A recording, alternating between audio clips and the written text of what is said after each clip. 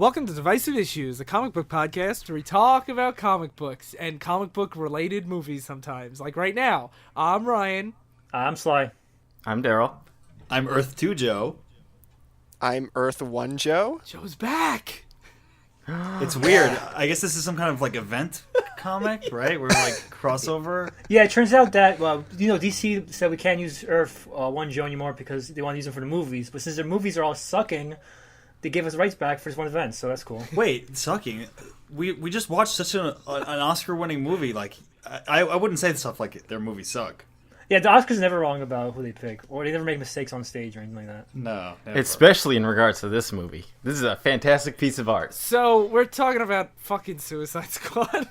We're talking about committing suicide. Well, might as well. In a squad. Put it off as long as I could, but Darryl wouldn't let us ignore it any longer. Yeah, I was the champion for this movie. Darryl, I'd like to thank you for my return to this podcast. It's good to be here. You're welcome, Joe. And Joe's my ally in arms. Yeah. Yeah, I'm Darryl's dead shot. I don't even know what that means in context of this analogy because I don't know what he even is. He's either Flag or he's Harley Quinn. Either He's way, Harley Quinn for everybody. sure. He's got the Okay. hot pants. He's Hot pants. Got the hot butt. yeah. The heart tattoo on his face. Yeah. In case you know what Darryl looks like. So let's just briefly go through our thoughts. Darryl and Joe like it.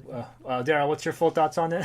My full thoughts on it is that this is one of the worst movies I've seen in a very, very, very long time, and it's so disastrous and awful that it's a piece of art in the way that you watch it and realize how terribly edited it is, and I can't believe that anyone gave this money, and I can't believe that they thought this was an okay movie to come out. This is really like... This is below something like Marvel's Daredevil movie. This is below all the gutter trash. What about Fan Four Stick? Because I couldn't decide which I liked more. I personally, I like this more. I think this is worse because Fan Four Stick had its moments in the beginning where you're like, this is like watchable. There's characters that have like personalities and things. It's not just like this cluttered mess with songs every minute. What do you think, Joe? This or Fan Four Stick? Oh man, like my personal taste is gonna put Fan Four Stick ahead of this. I think it is because Fan Four Stick has a structure. Fan Four Stick has better moments for me than this movie. This movie, I guess I have to follow Darryl, who didn't like this movie at all, actually. I feel lied to. I thought this was the most okay movie I've maybe ever seen. I put it in the same tier as X-Men 3 and X-Men Apocalypse as far as things that have nice moments but are flawed. So if this movie's okay to you, then what is a bad movie? What is a bad movie? Even better, what's a bad comic book movie? A bad comic book movie. Catwoman? Never watched Catwoman. You should probably do that, an episode on that later. I don't know. I think my vision probably is also a little bit skewed that I heard everyone say just call this like the most like trash, like garbage, utter movie, like opening weekend. Like I just did. And then went to go see with a friend. Yeah, like I got Darryl's rant on like Facebook and like Twitter 50 times, and then I went to go see it, and I'm like, that was okay, I guess. It was like, I expected like a big steaming turd, and I got something that was just kind of okay. And I was like, okay, like you're not the worst thing in the world, but like you're not the best. Are you one of those people that would accuse Rotten Tomatoes of being an anti-DC bias for their low? No, not at all. This wasn't. Listen, I'm never saying this is like a great movie. I'm just saying like I don't think this was like the turd sandwich that I was promised. Well, I think it's hard for me because I'm like, I understand where you're coming from because when I watched it, I'm like, I guess I could see this being like, it's just so mediocre and boring, but like it's not like maybe it's not shit, but then if this isn't shit, like what? How could you make this movie worse? No, it is bad. I think You Joe's could make it worse with a worse cast. That's my That's thing fair. I'll toss Oh, out there. Yeah, True. it could have been like worse acted. Yeah. Worse production, I guess, on the makeup is actually Yeah, pretty and good. some of the scenes Yeah, are shot what a well. fucking Oscar, the makeup. I mean, the makeup was good, I think. It was good except for I thought when they got to the Egyptian stuff, I was Yeah. like, Oh, this yeah. this is taking me out of the movie. Just this Guys, makeup work. I have a confession to make. I Yeah. kind of like the first act of this movie. No. I like the first act of this movie. the like little intro scenes for each character are pretty cool. Okay. But we went through a roller coaster of emotion. We started out with Darryl saying, "I love this movie." Now he's like, "This is the worst movie I ever saw." Now Ryan's gonna keep slowly ramp up, and him and Joe. Did Darryl bait and switch you guys? Did Darryl be like, "I like this movie"? No, and I then do. be I do like the movie, but I mean, this is like. Are you sure? Because that's not what I heard. No, I like this in kind of like the X-Men for the NES way. Or a Doki Dog way, where I'm like, yeah, this those is are definitely references that our listeners are gonna fucking understand, Darryl. I'm pretty sure everyone who's ever played Doki Dog is on this podcast right now. An Xbox indie game that's just terrible. Hey, he raised money for children in Venezuela. Yeah. So I think, okay, I want to go through a little bit about the beginning of this movie, and then I'll tell you why I kind of like it. Because you're dumb. Okay. So Darryl, tell you why you're how does wrong, this movie but- start? This movie starts with a flyover shot over this grass. Oh no, fuck you piece of shit! You will stop He's right trying now. to trigger slide. It starts by introducing you to two characters: Will Smith's character Deadshot and Harley Quinn. And Harleen Quinzel, as she's sometimes called. And what's great about this movie is it introduces these characters 3 times for no reason. Like, it introduces you to Will Smith, then he gets a montage later when this lady gives the report on each person, and then it introduces you to him again about how good of a shot he is when you've seen that in his previous montage. So basically, Deadshot is a super marksman, and Harley Quinn was the Joker's psychiatrist, and then she kind of lost her mind, and now she's his girlfriend. It's also worth pointing out, this movie was edited to hell. It's supposed to be like 45 minutes longer. From what I gather, apparently the entire first act was chopped up and put into the flashbacks for this scene where Amanda Waller is basically at a restaurant talking to Amanda this guy. Waller is like a government agent. Yeah, and she's talking to a random other government guy about the Suicide Squad members, and it's all through flashback, where in the original cut, it was all in actual continuity, and you could tell it's cut up to hell because it's just really weird. It's really choppy. Yeah, so it introduces you to each of the characters. Like, there's Deadeye and Deadshot. Harley Quinn. Deadeye. Deadeye. Fuck your hair. Fuck your hair, yeah. And it introduces you to Killer Croc, the Batman guy that likes to stay in the sewers. He looks like a crocodile, man. Yeah, a guy. He's kind of a guy. Diablo, who's this Hispanic gangster that has sworn off killing. His tattoos look like one of those luchador masks. He's the coolest. It's a character in the skull, movie. man. His tattoos Yeah. look like the Joker's tattoos. Yeah. Without him, this movie would be an extra tier down, I think. I agree. And he controls He's so fire. fucking cool. Yeah, pyromancers are always badass. Or maybe I'm just biased. Really, guys? He's cool. Yeah, I'm he's not cool. saying he's cool. He burns cool. a crowd of people and puts a flaming crown over his head. And Not a crowd, laughs. a bunch of I jail. thought that was actually a Jughead hat. It wasn't a crowd of people. It was a jail No. riot. No. Yeah. No, he puts a flaming crown over his head after So? he burns them. And then he's like, that wasn't me, I'm a pacifist now. Now he just eats hamburgers. So that was like, he puts a crown over his head, so that nullifies the fact that he's the only character of actual character development. in Yeah, the so movie. wait, are you telling me that Harley Quinn is a better character? Yes. Fuck you. No, Harley Quinn's at least, like, she plays herself, like, in a fun way. This guy's, like, so self-serious, but everything around him is so I'm on stupid. Daryl's side. Yeah, I'm on this. Harley Quinn's a Maybe better character. because I He wanted tells like Amanda Waller to walk away, and he puts a flaming... He spells out "bye" in flaming letters. That's so dumb. Okay, every word that comes out of Harley Quinn's mouth is Yeah. just some edgy 12-year-old trash. So Yeah. But I really she works That's for true, this too. movie. That's what they wanted. no, Yeah, she's a bigger character in this movie. it doesn't matter. She lost her pudding, Phil. Yeah. I'm 100% behind Phil's side, especially since because he's the only character I feel that naturally developed. Everyone else, all of a sudden, by the end of the movie, they're like, "We're a family now. We Spoilers! love each other." Hey, he said that too. He did say that too. He did say that too, but I actually felt like he wanted to redeem himself from the beginning, whereas everyone else are just like, "We're family now." I want my dog to look at me all of a sudden for no reason, out of nowhere. I love all my dog to respect me. Really? You didn't get that from like his scene with Batman? That he wanted to look nice in front of his daughter? But at the end, even by the end, he says, "I still want to kill Batman. I still don't care about being a good guy." But now, for some reason, I still want my daughter. I want to kill Batman and be a bad guy, but I want my daughter to like me too. Whatever. Whatever. To be fair, he is really good. I do like him. I'm not like I hate him. He's so dumb, but I'm like he's still a dumb character with the rest of this movie. Best character is Enchantress, actually. Okay, so who else is on this fucking team? Enchantress. There's also Captain Boomerang, who's a guy who throws a boomerang and robbed every bank in Australia. Useless. The movie Some of them specifies. twice or something, right? Yeah, at least once. What is his power? What is his power? He throws He boomerangs. throws boomerangs. Yeah, I know. actually love Captain Boomerang because that's the point. He is the loser villain, and I think he's really entertaining this movie. Yeah. He was well done. I could have done without his unicorn fetish, but I mean, I- to each his own. He made me want to kill myself. He's actually Captain Boomerang's a good example of I like loser villains sometimes, and just I hate the idea that every villain has to be badass and cool. No, but Captain when you're Boomerang- recruiting a team to be the most badass, like Superman killers, I 100% agree with that. I guess I'll bring this point up now. This movie had two directions. This movie had two directions it could have gone in. One is a gritty, movie about a bunch of dirty bastards being forced into suicide mission. Fucking Magnificent Seven. That's what it is. Yeah, Magnificent Seven. That's a good example of it. It could have been the Magnificent Seven style movie, which characters like Harley Quinn, Boomerang, Deadshot are perfect fits for that.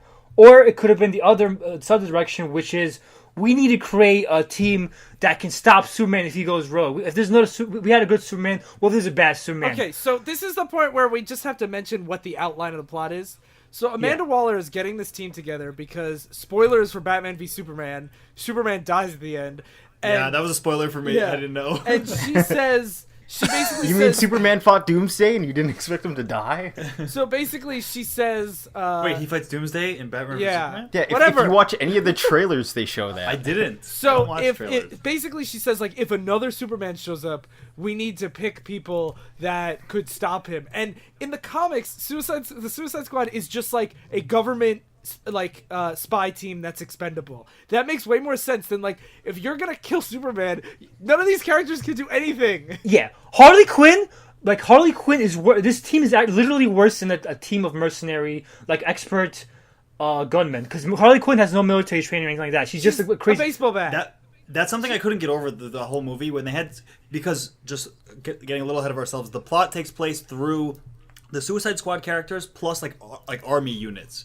And they're fighting the enemy with regular soldiers and this Suicide Squad. And I couldn't get over the fact that the power disparity, like someone like Harley Quinn is literally a crazy girl with a bat, and she's much less useful than just a soldier, a random soldier. Yeah, with or a like gun. Deadshot, who can kill millions of dudes. Even him, he's like, I shoot good, like I shoot heads. And then you have Enchantress, who is literally like an ancient god, and then you have Diablo, who's like a fire spirit monster, and you have like them on the same team with a guy he's just an Australian guy who shanks people. Yeah. And How come we've left out Killer Croc from all Killer these? Croc is actually pretty strong. he's still like he does barely anything. No, okay, but in this movie. he's a superhuman. Harley Quinn is a crazy person. What? And That's Deadshot isn't great. But he's not a metahuman. They say we need metahumans Yeah. to fight other metahumans. Deadshot's not a metahuman. Deadshot can shoot people in the head, and a lot of people can do that. Guys. No, he shoots a lot of people accurately in that. Guys, I'm gonna dismantle your whole argument. You forgot the most powerful member of all, Slipknot. His power is he is good with ropes. Yes. No, He can climb anything. I yeah, believe is how it was that's the described. specific line. This is Slipknot. He can climb anything. What does that mean? We're assembling a team. He can climb good. He shoots good. She's crazy. This is an ancient god, and that's a firebender. A team where a guy like Slipknot is put on can work. Where he's going to be our escape specialist. Deadshot's going to be our heavy weaponry, whatever. That works in Magnificent Seven movies. So you can either do that, or you can do the other direction, which is we have to have metahumans powerful enough to fight Superman. So we have Enchantress, we have Diablo. But this movie does both. This movie does both, and it fucks up both concepts at once. So Enchantress is an archaeologist, and the Well, that's June Moon. yeah, whatever. So this girl she's a doctor. She's a woman. She's not a girl. She's Whatever. an archaeologist. Yeah, she is dating Rick Flag, who is like the sergeant who's put in charge of the team.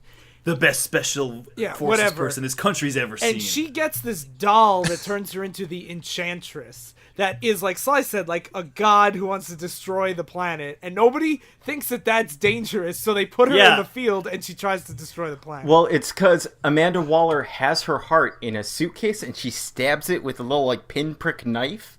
And that apparently keeps her under control. It doesn't, even though it does at the very beginning. Yeah. What's crazy about this idea, too, is, like, it's like you can control someone who can't instantly teleport anywhere in the world, though. Like, you're like, if she goes rogue, I'll stop her. But when I'm sleeping, she can just teleport into my bed and kill me. Like, Well, you're forgetting this was all like a random happenstance where a June whispers Enchantress while sleeping. Oh, yeah, because when she whispers Enchantress, she turns into the god. Yeah, and Rick Flag just doesn't call, or Amanda Waller's sleeping. No, or he does tried. calling He Amanda tried Waller? calling, Yeah. and she was sleeping too. And then she Yes. shows Rick Flag a vision of her dead. So she's like, if you call, I'll be dead or something. It's also worth pointing out that this entire plot is only possible because Amanda Waller is completely incompetent. Yeah. Like even the joke. One of the subplots is they have Harley Quinn, who's the Joker's girlfriend, and the Joker basically fucks up Amanda Waller's entire unit three times in this movie, trying to get Harley Quinn, which would be completely avoidable if they didn't just take Harley Quinn with them, because Harley Quinn adds nothing to the actual team. Also, Joker's random ambushes. She adds ratings and money. She's a wild card as the intro. Harley Quinn is the most useless character in this movie. I will stand by this. She's worse than Slipknot, and she's only there to be the star because she's hot, and that's it. And because she's a fan base, because everyone loves Harley Quinn in the comic fan base. I have to say, though, I totally agree with everything you said. But, like, the whole time I was watching this movie, I was like, God, I would love to see Margot Robbie play Harley Quinn in a good movie. I think she does a really good job with the character. Yeah, she's fun, like I said, which I think is super important for Harley. Yeah. But she's not like, from what I heard, going back to the original cuts, apparently the reason why they cut the first act so much was because a lot of it was just Joker and Harley being together, and they said this has nothing to do with the rest of the plot. Well, Joker has nothing to do with the whole plot. And I know, so they shouldn't have been part of this movie. They should have been their own movie. Oh, I wish I could have gotten more Joker scenes. Yeah. I wish they just didn't exist in this movie, because every time Joker shows up, I was trying to figure out, what does he have to do with this ancient god thing? And he just always just randomly ambushes everyone, and he's always like he has the Batman problem where you can always just cheese the plot and be like, Nemesis. oh, he planned to steal the helicopter and ambush them. Like, no, how can he always do this? You're overlooking the most important thing about Joker, is that Jared Leto playing him hams up the scene so much you can't help but stare at him because it's a train wreck. Because you were thinking, I can't believe this is a grown man acting this way. Because his Joker impression is so stupid. It is so gloriously stupid. So what does everyone else feel about Joker's impression? Because I know a lot of people hate it, so I'm curious. I actually kind of liked it. I didn't mind it, actually. I kind of liked it too. I liked it. So what'd you guys like about it? I like that he did seem like a fucking creepy sociopath. Psycho. Yeah. You thought so? I Yeah. did think so. I did not think he was intimidating at all.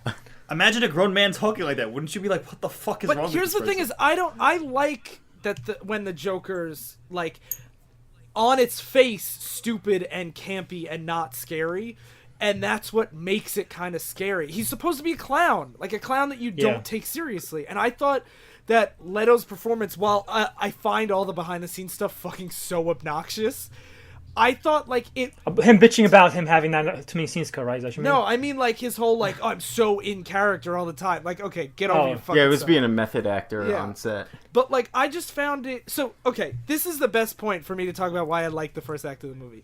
So the way they introduce it is they basically the Enchantress stuff happens, and then they just like flashback montage these characters, and they're like, here, go stop the Enchantress. And the thing that I kind of like about this is, and everyone's probably gonna yell at me, but I like. We're gonna do it regardless. So I know, go but ahead. we've seen so many drawn out, really long origin stories in superhero movies, because there's 3 new superhero movies every year, if not more. And I actually found it kind of refreshing that they're like, just run with it. Here's just a flashy exposition. Like, this is who they are. This is all you need to know. Don't worry about it. And like, even though like I love Doctor Strange, a lot of the common complaint is like, oh, it's like Iron Man again, but this time with magic. To back up you a little bit, I will say, I hate editing this movie, but I will say if this movie was better edited and they had it more chronological or like originally planned, it would not help the movie much for me because it would feel like a drag watching everyone go through the fucking motions getting to that point. Yeah, that's what I'm saying. And I also found that, like, if this was just the team going on, like, missions for the government while the Joker, like, followed them and trolled them, I think I would have liked this movie. It's the main plot that ruins it for me. I kind of liked when it was just, like, them going on these missions and, like, Joker's, like, texting But they don't go Harley. on missions. They go on one. I know, but I'm saying, like, for the first act, I thought they were going on more. Well, yeah. For the first act, it's a Suicide Squad Yeah. movie, like the way you think it's going to Yeah. be. They have to go on a rescue mission to Midway City. Is that what it's called? Yeah, you know, where Hawkman Yeah. is from. They don't even become a squad until 45 minutes in, Yeah. though. Like, that's so much time of backstory and introducing stuff, and you're supposed to be seeing how these characters interact, but for a good third of the movie, they're not interacting at all. They're either yelling at this guard that disappears halfway through the movie, or... Who had a cell phone with direct contact to the Joker. Yeah, he drops it off and then disappears. He's like, here, Harley. Joker's number's on here. Tell him I treated you well, okay? Bye. And all the other guards and soldiers are just watching, and they're like, this is normal. I just think the beginning I thought it was, like, fun to watch these characters get together. I thought it was fine. I will say a lot of people, the defense of Ryan and Joe and their dumb opinions. But a lot of people do defend this as kind of a Guardians of the Galaxies-esque movie where it's just cool people having fun, and the plot doesn't really matter. No, but then they make the plot matter, and the movie disappears.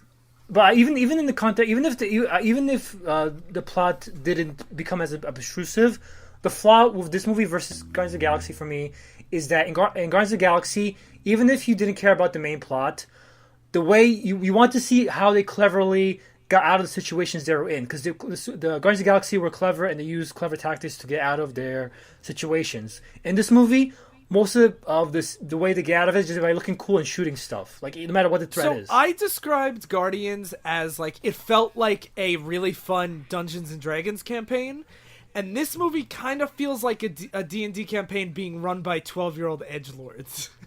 Shithead edgelords? Yeah, shithead edgelords. I don't know if I'd go that far. I think the story path, it's very straight line. They don't fight anything that can really challenge them. I mean, the military special forces guys, fight the converted military forces guys. So the Enchantress basically turns people into, like, zombies that fight for her. They look like Bloodborne eye people. Yeah. Yeah, no, People with, like, big rock remember heads. too, she transforms them by kissing By them. kissing. Which I love. I love how this movie treats women at all times. It always, like, objectifies them, and it puts them in situations where if, like, men were in the same position, it'd be like, it would be too weird for the audience. It's also worth pointing out that the movie expects you to care about these characters a lot. The biggest example is Enchantress. Like, they're like, oh, well, Rick Flag loves her real identity. Yeah, it really drives that point home. But you don't know who Rick Flag is really, and you don't know who Enchantress is outside of her fucking Enchantress And identity. her So they don't really Enchantress care. costume is, like, just, like, rags on her nipples, and, like, that's it. I actually like that costume better than her final costume, where she looks like a fucking Egyptian, like from out of like Gods of Egypt. Yeah, or something the like first costume's pretty cool. I will. Yeah, she looks like the ring girl. The grungy one? Yeah, The Yeah. grungy one was pretty In nice. the comics, she wears, like, a bright green, like, Harry Potter robe and sorcerer hat. that. That's almost as bad as the Yes. shit she wore in this movie in the second half. Yeah, it is. And also then bad. they expect you to care about a lot of people. Like, Deadshot, they're like, you want him to find his daughter or whatever, and then, or to be with his daughter again. And then he gets an order to shoot Harley Quinn later in the movie, and he's like, I can't. And then he'll get to be with his daughter again, and he's like, I can't do it. I care for Harley Quinn or something. Like, why? Why do I you really care? think that Margot Robbie and Will Smith are trying their hardest, and, like, they have enough charisma that, like, I want to like them so bad. I think most everyone's movie is pretty good. I don't think there's any real bad performances. Like I really like Jay Courtney. It was my Captain Boomerang was because of Jay Courtney's pretty manic performance. Yeah, I think all the acting's pretty solid. And I think that's why I can see why people like Joe and you guys and Ryan like the first act and most of the movie, because at least it's not shitty actors being mopey. They're generally having fun. No, but there's shitty writing. It's charismatic people doing, like, good takes of the characters. But the writing is so The fucking writing bad. is so bad. I mean, that's what I mean. Is when I watch it, I'm like, I wish these people were in better movies. There's so many instances where they're trying to set up a joke, or they're trying to make it funny or interesting. Like after Diablo won't fight the creatures because he can't control his anger, so he doesn't want to hurt everyone else. And then Captain Boomerang comes up to him with a lighter and goes, "See, look, it's fire, like you're supposed to be doing. Woo, fire!" And that's their interaction. Like that's it for pretty much the rest of the movie, one-on-one. And it's like there wasn't anything there. You're not doing anything with that writing. You're not even making a good joke. You're just expecting him to carry it on saying "woo, fire" and waving a Zippo lighter Also, around I his get face. this impression that they keep forgetting that characters are supposed to be in the movie, because like everyone gets all these montages, and then Slipknot shows up in a truck, and they're like, "Also, Slipknot's here," and he doesn't. And then Oh, also yeah. Katana too. They're like, and Well, he was she's meant here. Slipknot.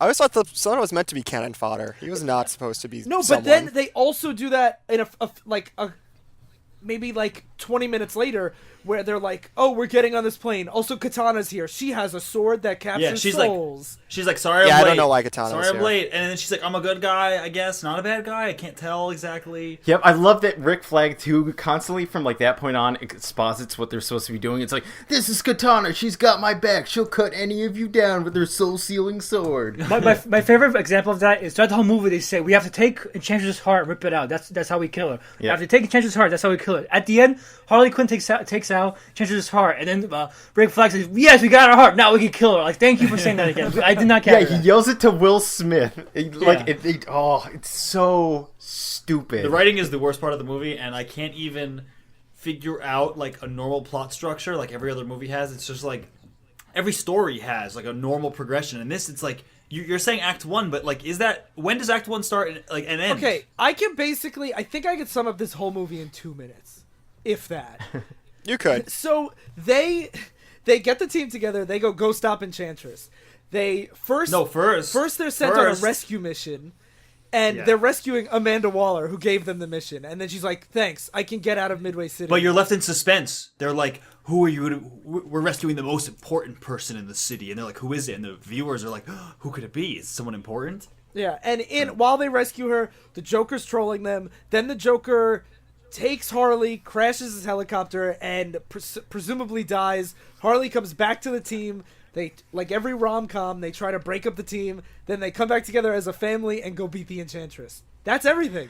See, but you're leaving out Also, Diablo was magic. Okay, but that's the skeleton of it. So now, Darryl, fill in the gaps. the intricacy stuff within the plot is what you're leaving out that makes the movie so confusing the first time you watch it. Like, when did Joker learn about the bomb in Harley's neck? Oh yeah, that's how they keep these people in line. And it's Yeah. it's shown during a scene in which he's raiding a lab because he found that lab, and then he captures a scientist he calls the professor in one scene. And then there's other stuff too. Like, my favorite is when before the whole event happens, Incubus, Enchantress's brother, is wreaking Oh havoc. yeah, she takes some guy, turns him into like this big magic guy who also wants to destroy the world. They basically break open like genie bottles, and they're like, ancient demon comes out and possesses people. Yeah, and Rick Flag goes into the subway with June Moon, and it's like, I have a bomb. I'm gonna need you to teleport up there and drop it for next to him. And then it just cuts to a scene with Waller and Flag saying over the intercom, "Oh, she bolted." And then it cuts back to that scene later, and you find out like an hour and a half yeah, later. you find out she pressed the button to start the bomb. It goes from 2 seconds to 1 second, and then it just cuts away. And you're like, so did that bomb didn't go off? Like, what happened there? He must have pressed it off. Yeah, which is they don't explain that stuff, and they leave it up to you to just be like, I guess this happened. And at the same time, they're constantly shouting at you, "We have to take out Enchantress's heart. We have to go save this special person." Like, they're trying to make the plot obvious, but all of the details leading up to it, where you're like, wait, why doesn't this happen? Or why don't they ever kill Rick Flag? And then it's like, Enchantress is afraid of him. One big thing is Amanda Waller is like walking in front of him with the phone, saying, "I have this phone that if I press a button, I'll kill you all." Like, none of them just take the phone out of her hands. Yeah, or like decapitate her immediately. Like, Yeah. They also, there's a scene where they're fighting through the city, and then at some point they're just like, I don't want to do this anymore. Let's go get a drink. And Rick Flag's like, no, we have to keep going. And all the heroes, including Katana, who is apparently the good guy, but she's like, I'm gonna go drink with these villains or whatever. Yeah, Katana is Rick Flag's backup, by the way. And they sit in the bar, they get drunk and talk about their backstory so we can have more flashbacks. And then they're just like, wait, we should go save the world. And then that's the big shift, and it's just so bad. The progression is just so forced the whole time. So, Joe, do you have anything else do you want to put in there? Actually, I think if you break it down into like 5-point narrative structure, it is actually decently solid.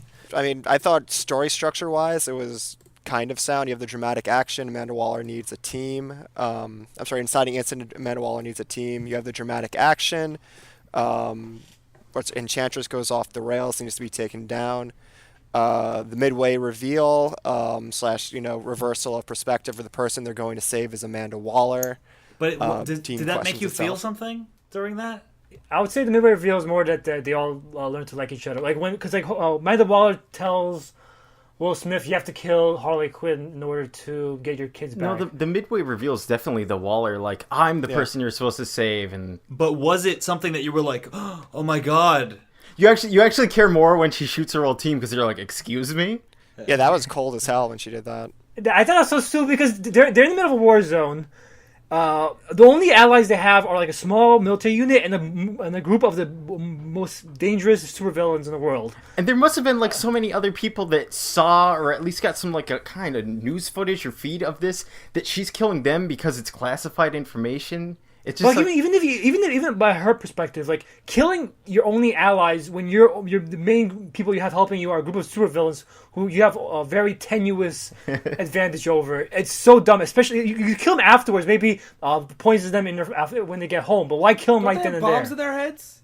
No, he's talking about By the soldiers that she murders, and she kills her Oh, own yeah. team. Her IT staff in her bunker. And actually, she does that. She almost does it earlier in the movie when they have that stupid Deadshot montage when he's like pointing a gun at one of the guards, and Amanda Wallace is like, "Do it! They're blanks. Just shoot him!" And then they are. They give Deadshot a gun to see how he can shoot, and they give him loaded weaponry, and he's like, "I'm going to shoot all your allies." Then Amanda Wallace like, "Sure, do it. Whatever. Do it. They're blanks. Just do it." And then after it turned out to be real bullets, I'm like, why would she say that? Uh-huh. Like, Yeah. I feel like the movie's just trying to show us how badass she is, but without. And she looks so dumb. She looks like a dumb leader. What did a Deadshot call it? That's gangster shit. Yeah, some gangster shit. The reason why I find Amanda Waller a really interesting character in the comics and in Arrow is because she is, like, she's really cold, but she's really calculating. Like, she manipulates everyone to an extent that, like, everything she does has a purpose. And in this movie, it's the total opposite, where she does it just because it's cool. That's a good point I want to ask Joe about. So some backstory. Suicide Squad was in Arrow, the TV show about Green Arrow. It wasn't even the same lineup. It only had Deadshot as the only... Carryover. Yeah, Deadshot was the only carryover, and they wound up... Isn't Boomerang in it? but never on the squad. Oh, okay. Yeah. So they had a Suicide Squad with only one overlapping member. They also hinted at Harley Quinn. Yeah, and the Suicide Squad movie was coming out. They killed off Suicide Squad in Arrow because they can't have two teams of the same name in different universes at the same time. So the Suicide Squad in Arrow is dead. So Joe, was this movie worth the sacrificing the Suicide Squad from Arrow? No, it wasn't. Yeah, But I would say better in Arrow. I would say that about nearly maybe any other DC property that like has gone on hiatus because of the DC cinematic universe. Yeah. I would say almost everything the DC universe does, the cinematic universe does, is not worth it in any context. I mean, this movie made a shit ton of money and won a fucking Oscar. Okay, in that context, yeah. You got me there. that's what matters. Like I just think the Arrowverse is a better representation of the DC I universe. totally agree. Yeah, I think a lot of people have said that the DC shows are a much better representation of the universe than what the film studios are trying to establish. It's been pretty constant throughout DC and Marvel's lifetime. If you ever watched Marvel stuff in the 90s and DC stuff in the 90s, Marvel never had great... they had a few great cartoons, but for the longest time, DC was TV and Marvel was the movies. So, like, for a good example is Batman. As they were making the Batman the animated series, they had Batman and Robin in theaters, which shows you the disparity between quality. And, like, if you watch, like the Mr. Freeze Batman animated series movie that came out right around the same time as Batman and Robin, so good. it's so much better. Yeah. But the difference is they still let the TV shows use those characters before. Now they don't. Yeah, the TV show is also way more inspired by the Tim Burton Batman movies. Yeah. I mean, that's in like art style and like musical styling. It's like a pretty quick, if like being a little kid watching like that Batman movie to like that Batman TV show, it's a pretty quick follow up that you could adapt to them pretty easily. Yeah, they don't do that as much anymore. They don't try to correlate with the movies as much. Yeah. I guess they deal with Avengers. The TV shows? Yeah, but that's Marvel does. They try to yeah, at least. But it sucks when they do it. I mean, I know the Guardians of the Galaxy TV show, like each episode is named after like a popular like 70s song. So I know they try at least like try and capture the tone. I mean, DC really has like one animated show to speak of right now, and I don't think Teen Titans Go is styling after any current DC cinematic project. If only that was the tone of the movie. So you were gonna say something else, Darryl, before. Do you remember what it was? I have some points I want to bring up. Maybe it'll jog his memory. Okay, so number one is, boy, do I feel bad for Ben Affleck. He's been in 2 DC movies so far. One was Batman vs Superman. The other one was this. I can really see why he has been less and less interested in associating himself with these films. Yeah. Why would you? It's your own fault for signing up to be in a DC movie. But imagine you are Ben Affleck. Imagine right now you see superhero movies are exploding. They're big. And now you get offered the role of Batman. The last Batman was the Nolan Batman movies. Christian Bale became even bigger star than before because of them. And Batman, it seems like it's such a surefire hit. Like, DC can't fuck up Batman, can they? Would you say no, Phil, like in that context? It's hard to imagine myself as Ben Affleck, but I think I would not say no. I would probably do it too. Yeah, imagine you're also friends with Kevin Smith, who's like a giant like Batman fan. Imagine if you also had played Daredevil and said, "I never want to play another superhero unless it's really good." Yeah. But that's why I feel bad for him, because now he's back in Daredevil position. And like he was planning to be like, I'm going to direct that movie, but now he's like, no, I'm not going to direct. I guess I'll just be in it. But this is the thing that I feel really bad for, because like it's not his fault at all. Like he was great in Batman vs Superman. Yeah. You know, like none of the cast deserve the movies they're in so far. Yeah. And point number 2, I found really funny, and this is I find it funny because it trolls the Harley Quinn fans. I don't hate Harley Quinn, but her fans are really annoying, so I like when they get trolled. So they edited this movie really funny because Joker and Harley Quinn have an abusive relationship. And you can see a little bit of the movie. They have a few flashbacks where Harley Quinn is like obsessing over Joker, and Joker's like, "Get away from me!" Ew. And I love that in the flashbacks too, you can't tell what time, because sometimes they flashback and it's Harley before she has her iconic Harley look, like when she's being a therapist again. Yeah. But Joker's out of jail, so it's like, was he in jail then broke out, and then she brought him back, and then the scene at the beginning of the movie happened? You guys didn't pick up? I mean, I thought it was a pretty logical. I didn't really have a hard time following. Yeah, I didn't have any issue like jumping back and forth. You could tell because you could tell they were in the cell. Then they were. Then Joker had his breakout. He got his buddies together. He got a machine gun from Harley Quinn, and they staged a breakout. During the breakout, he fucks up her brain with electricity. Then we jump to the next scene, which is her chasing after Joker, and then they cut again to them together. And he's like, "Okay, you love me. You say you love me." Jump in acid. How can? And then he's like, "I'll jump in acid." And then they're like, "Let's make out." How can you guys defend this Joker? Really easily. Joker's a bad guy. What are you gonna say? Like, that's what Joker would do. His line delivery is so weird too and strange. He's supposed to be. Oh, you mean Joker? Yeah. It's funny because this is a character. It's all about opinion, because you can't say, "Oh, he's just so weird and wacky." Like you could say that's what Joker's supposed to be. No, but he's like weird in like a hammy way. But one of the things, oh, you mean the Joker? I think is when we judge a Joker performance, like. A lot of people have their favorites and everything, but the Joker is someone who I think has been really consistently played fantastically. That was a terrible sentence, but you know what I mean. Like, Jack Nicholson's Joker and Heath Ledger's Joker and Mark Hamill's Jokers are so hard to top that I found this Joker performance unique, and for me, it justified its existence. I actually like how different it is. I actually love how different it is because... they went more of a mob Joker style thing, and like all these tattoos and stuff. They're more like a punk mob. Yeah, damage tattooed across his forehead. That's dumb. It's dumb, but I rather have them do that. He makes people kiss his ring. Yep, and then he goes. But do you want a shitty version of Heath Ledger or a shitty version of Jack Nicholson? I want a good Joker. Well, we all want to do a Joker, but the question is, like, I'd rather have something more original and different than rehashing the original. No, I mean, I enjoy him, but I don't enjoy him in a serious way. I think he is one of the worst parts of the movie, but he's so bad at his delivery that it becomes amazing in retrospect. Because he doesn't, like... I feel like at least with Joker, there's some kind of internal consistency or methodology to what he does that makes him fascinating to, watch and study and love even. But like here, it's just clearly Leto trying his best to be kind of crazy, but it's like it's the crazy he thinks crazy is. So you just say like weird things, or you snort at certain times, or you go ah ah ah ah. Like it doesn't. None of what he did impressed me or scared me. It kind of just baffled me that everyone that was watching this on set was okay with what he was doing. I found that baffling interesting.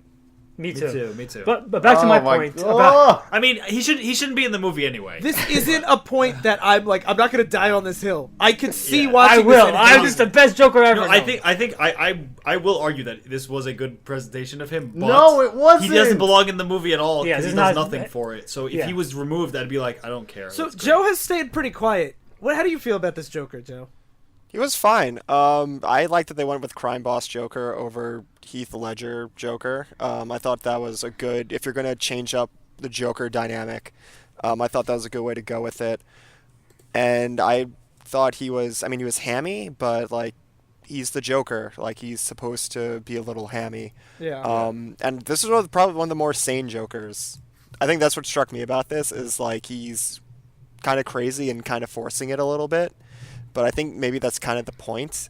I mean, he's still a little like Joker-ish, but like he's more tame, if that's what I mean. This is a Joker that actually loves Harley Quinn to the point where he's going to go break her out of jail. That's something that the Joker never does. Ever, That was the point I wanted to finish before everyone jumped in on Joker thoughts. Sorry, Sly. We have to give our thoughts on our podcast. No, but I would like I'm to just finish kidding. finish my thoughts before we move on. But so they had the Joker and Harley ship, and it starts out fucked up, and then it gets sweet, like Joe suggests, where he breaks out of prison, Jumps in the acid bath for her. Yeah, he saves later on. Apparently, Warner Brothers edited a lot of the scenes because apparently it was more of just straight abusive in the original cut. Like when one scene, Joker takes her on a helicopter, and in the final cut, a missile hits the helicopter and Joker pushes her out to save her. In the original cut, he just pushes her out to kill her. And they edited it because they're like, we want to have this abusive relationship. And Harley fans got pissed saying, no, Joker's in an abusive relationship. We have to have Harley become independent and stuff like that. And I just find it funny that these WB's like, fuck you, Harley fans. But I do understand that critique though, because like part of their whole relationship when it was introduced in the cartoon in the 90s is supposed to be she is in an abusive relationship. Abusive one-sided. Yeah, an abusive is, yeah. one-sided Yeah. relationship. I just find it funny because they're just trolling Harley Quinn fans and pissing them off. But at the same time, like, I think that she's a really strong character when she is, like, this. She's stuck in this cycle of abuse. And in this movie, it's very romanticized in a way that, like, why make it Harley and Joker then? Because that's, like, how do you love someone like the Joker and it not be a cycle of abuse?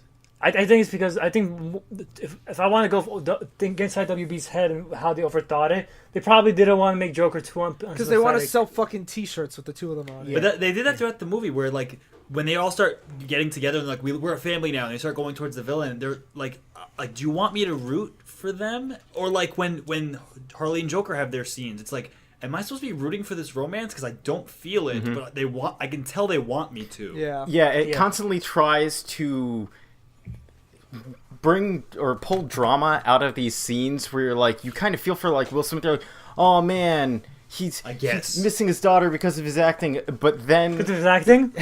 You know, his acting gig where he shoots people. Yeah, because of his acting. Because nothing in the story makes you feel like It's Will Smith's charisma that makes me give a shit. That's it. Yeah. I like how he may seem like he's missing his actual children because he's acting in the movie. yeah, well, probably. Poor Will Smith. Yeah. He's the real tragic character. But it's like Yeah. his character in and of itself is pretty terrible. Like he's like, no, honey, I don't kill bad people. And at the end of the movie, he's teaching her math through how to shoot people, how to assassinate them, their trajectory of their bullets. She actually and stuff. brings that up.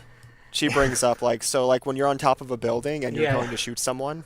Yeah, because she's trying to be like him. Like she's the one that relates to it as a yeah, obviously he's a terrible role model. Because she's like, I know, I love you, Daddy, even if you kill people. Which is this weird, like, what are you trying to say to me movie? Listen, this is the movie about bad people. Like I don't think I never took that as like anything else other than that. I just wish they didn't have the sentimentality. I wish it was just straight up, we're a piece of shit, we love Yeah, it. because something Yeah. like even Deadpool can pull that off well, where you care about him even if he's not like a stellar, upstanding Clark Kent kind of guy.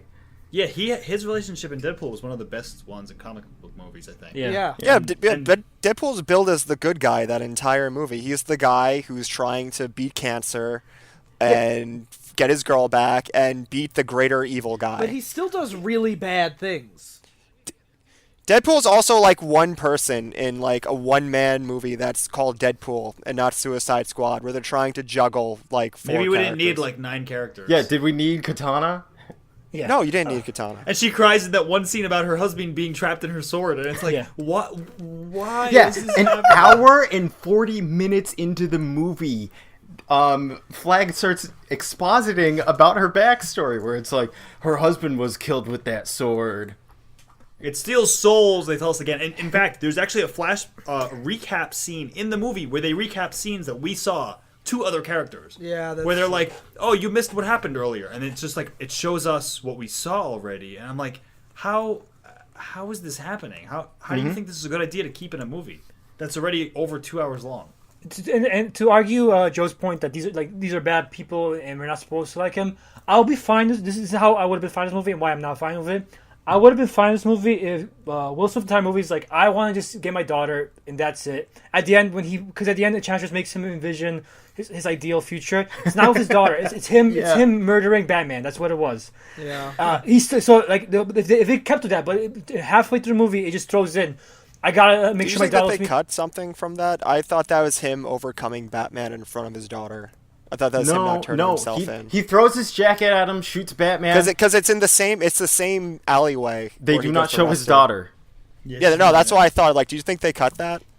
They might have cut. I think they had to have cut a lot of things because that's why it's weird to me because I didn't feel it was a journey where he didn't care about making himself look good in front of his daughter before, but now all of a sudden he doesn't, but he still wants to be bad and kill people. It just seemed weird to me. Like there's stuff missing there with the development. Oh, no, there's stuff missing in this entire movie. Yeah.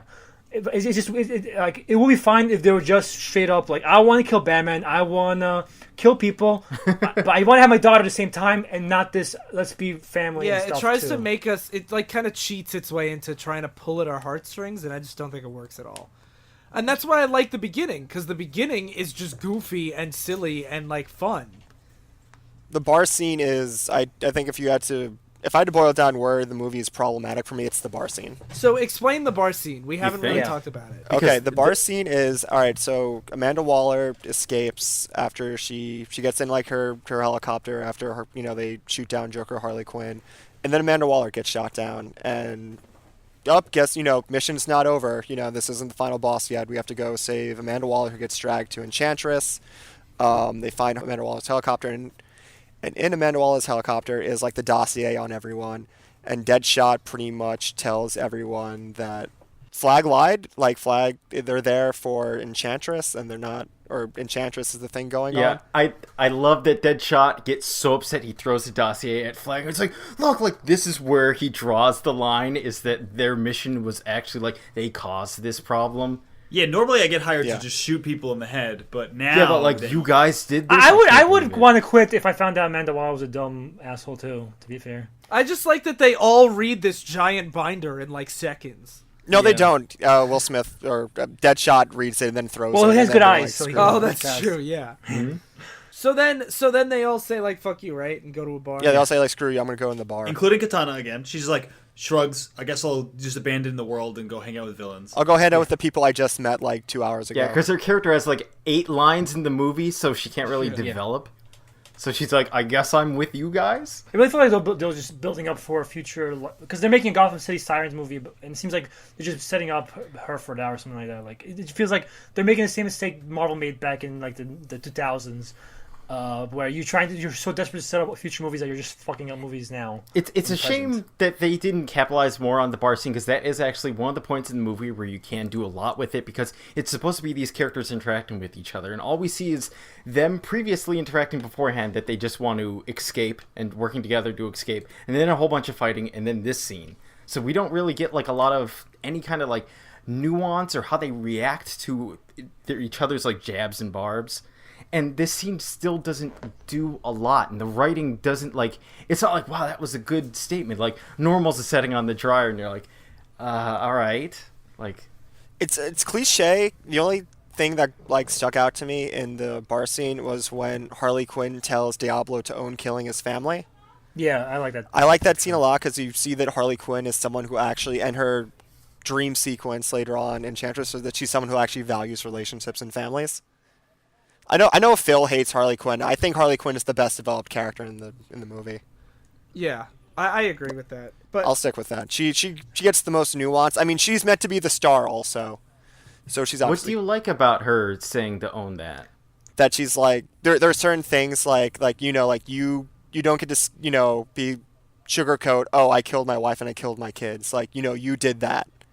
And like Joe said, it actually ties in pretty well with her. Later on, when Enchantress shows them what they all With her wanted, fantasy of having a family with the Joker, like a normal life fantasy. So she appreciates it. Basically, Diablo threw away what she wanted, so that's actually some subtlety there. yeah, so we mentioned it earlier that Diablo's like a redemption story because he used his powers and accidentally killed his whole family. So that's why he is the guy who doesn't want to use his powers all that much except to make little Jughead hats. And at the end, he sacrificed himself to stop Yeah. Enchantress. He turns into a fucking demon monster beforehand. Yeah. It's Which he flashes by briefly in a previous scene. Yeah, and a throwaway line. Yeah, he's like, you don't know what I'm capable of, and then it just shows the Aztec skull god thing, and you're just supposed to be like, oh wow, that's foreshadowing. No, there was that. There was a also when he wakes up he's the one who wakes up everyone from the dream sequences, and Enchantress how long have you been able to she phrases it as how long have you been able to see? Yeah, see through As- the As in illusions. see as in magic, I guess. No. Yeah. See, you're stretching it too far again. It's just been able to see through. No, because he's magic. He's magic based. See through the illusions. Yeah, Yeah. everyone else is stuck in their trance, and he's just like, guys, this is fake. And then she's like, shit, I didn't expect that. Yeah. Yeah, neither did I. I didn't expect him to be magic based either until the end of this movie. When he turns into a big fucking Diablo. monster like the other person. I thought he was able. I thought that was one of the things where he was able to see through it because he had accepted what he had done to his family and knew he couldn't get it back. I wasn't looking at it in the frame of oh, you can see through it because you're magical too. Yeah, I took it Darryl's way. No, that's how the first time I watched the movie, that's how I saw that. And then rewatching it yesterday, and she says, you're how long have you been able to see through it? That's what she phrases how long, as in you're like me, and then he turns into the big demon thing.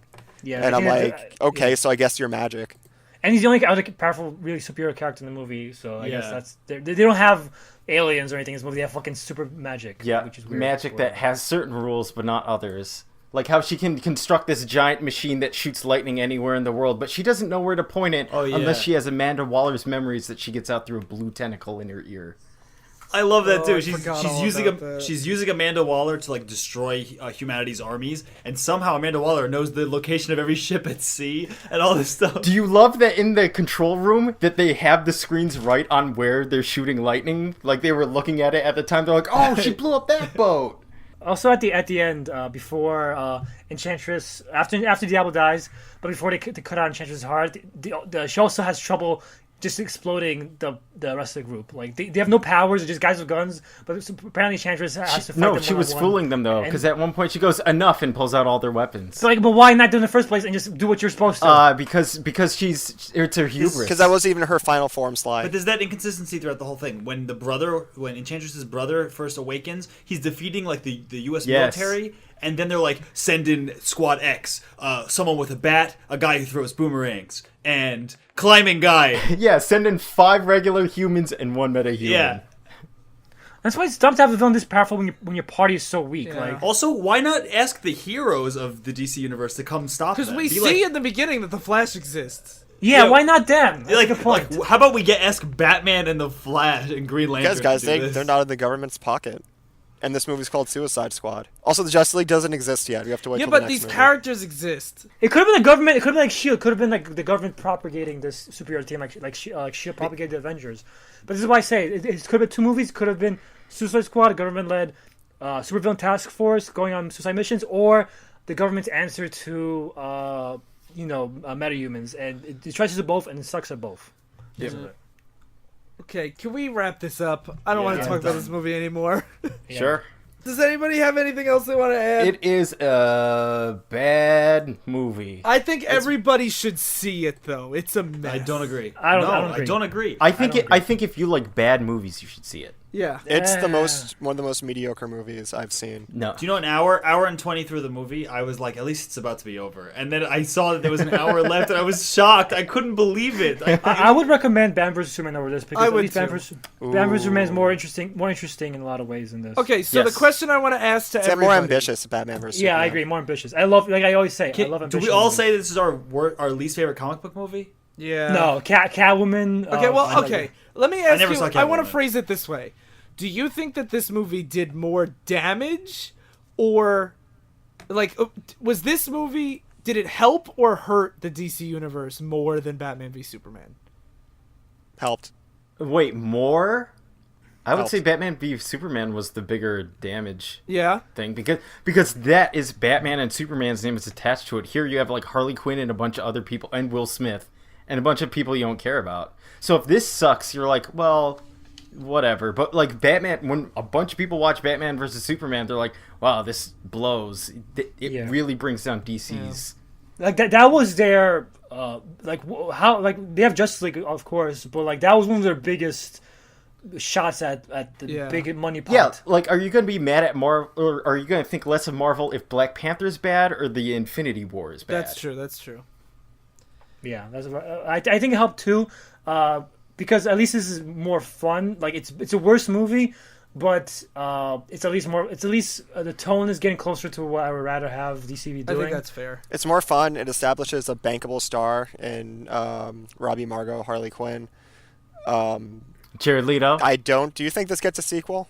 What? I don't think it gets a sequel. It made the budget was $175 and it made $750 million. But I think they're just going to do what they want to do in the first place, which is a Harley Quinn or in Gotham City Same. Sirens.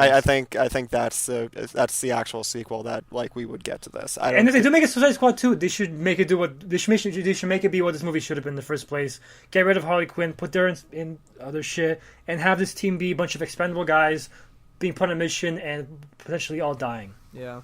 Okay. So that's it. Everybody thinks this movie's pretty bad, right? Or mediocre at best. Oh, Yeah. no. I just don't get how it's mediocre. If Yeah, you it's can't not- think of a worse movie. It's not mediocre. it is Fantastic bad. Four 2 Rise of the Silver Surfer. No, that's not. Yes. That's mediocre, man. I never saw that. That you can call that mediocre. This is much more. This was so much more damn enjoyable. I than that think I movie. preferred this over Fantastic Four Rise of the Silver 2. Here's the thing. This was entertaining. This was well Yeah. cast. This was entertaining. The cast is better. That's the biggest thing for me. Like, the cast is better. I got cut off midway, but I could build a logical story structure around this movie. Whether you want to argue it's well written, absolutely we can argue that till like the crowds come home. I won't even argue that like it's well written, but I could give you like plot point per plot point why this tells like a decent story. I would love, now that we're actually kind of divided on it, I would love to hear from listeners. So you should email Don't us. talk about it. Or tweet at us. Or Do not ever speak our names. It's divisive issues and everything. So, It's like the Enchantress. If you say divisive issues, you become us. Yeah, well, we come over and interrupt you all the time, and you can't get any word in edgewise. Edgelord wise. sleep. Okay. If you made it this far, we've earned a fucking iTunes review. If you endured us, we deserve Yeah. your review. So, whatever. And, all the deal. It helps a lot. And I would like to make a quick plug for the Comrade Radio Network. I think it's coming out today. We're doing a sampler for Tripod that's going to have a little clip from all of the shows on the network, including us and Oops, I Talk Politics. And it's supposed to come out today, the day this comes out. So check the Comrade Radio feed for that. And Tripod is like an initiative to try to get people that don't listen to podcasts to try one out. So that way you get a little sampler for the whole network. So you should make somebody listen to it. And it's good. We talk about Nemesis on it. As always. As always. As is tradition. Okay. Thank you guys so much for listening. We've been Divisive Issues. And I've been able to climb anything. I've been damaged. I've been making out in a vat of acid. I've been Croc that has a dad bod. I've been Harley Quinn's unused mallet. Oh, yeah. I want you to say it, Joe. Stay in continuity.